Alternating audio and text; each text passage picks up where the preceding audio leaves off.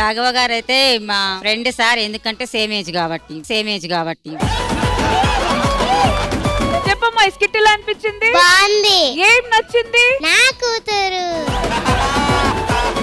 రామ్ ప్రసాద్ కిరాణా shop. చింతపండు ఉందా? KG 50 రూపాయలు. 10 కేజీలు ఎంత? 500 నీకు కాబట్టి 50 తగ్గించి 450కి ఇస్తా. షుగరు అది కూడా 50. 10 కేజీలు 500 నీకు 450కి ఇస్తా. ఈ మూడాట్ల మీద 50 తగ్గించా కదా. ఆ 150 ఎలాగిచ్చే చెప్తాను. హై జంప్ లో బంగారు పథకం పోగొట్టుకున్న యువతి. మరి మెడలో బంగారు పథకం వేసుకుని 5 జంపులు చేస్తే పథకం పోకుండా ఎలా ఉంటది?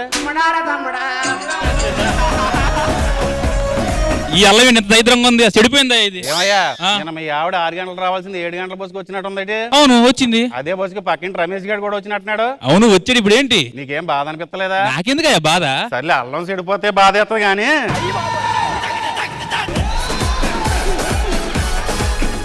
ఇడ్లీ రవి ఏమద్దు, ఆయనకు కావాల్సిన గోధుమ రవ్వ అయ్యా. అమ్మా ఆయన చెప్తున్నాడు కదా, అదే తీసుకోపోని. సరే తిండ్రి. అంటే మొగుడు చెప్తే వినవు గానీ నువ్వు ఆడు చెప్తే వింటావా? ఇది అయిపోయింది ఈ రోజు.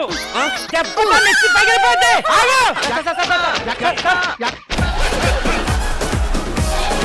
నాకు ఒక మంచి సబ్బు వేయబ్బా. సబ్బు 6 నెలలు వాడినా అరగకుండా ఉండాలి. 6 నెలలు అయినా అరగకుండా ఉండాలి. సొబ్బు అనుకున్నా నువ్వు అనుకున్నా.